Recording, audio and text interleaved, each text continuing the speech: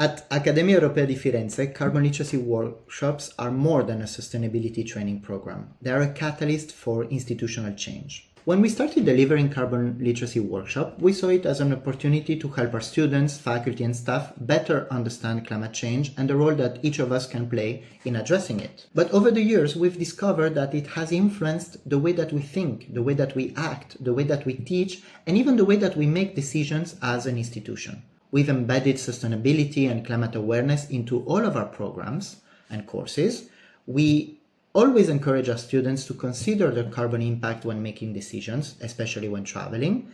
And we launched initiatives such as Sustainability Week and tree planting projects across Tuscany. We've even expanded our team of carbon literacy facilitators to help grow this work across our community. We plan on continuing certifying students, faculty, and staff every year and reach a carbon literate educator silver level by 2027. Moreover, we plan to expand carbon literacy workshops across our partner universities in Mexico, Brazil, and other countries, offering these workshops and this certification to their students and visiting faculty every year, so that when they go back home, they can bring positive change into their own universities and communities and become real agents of change.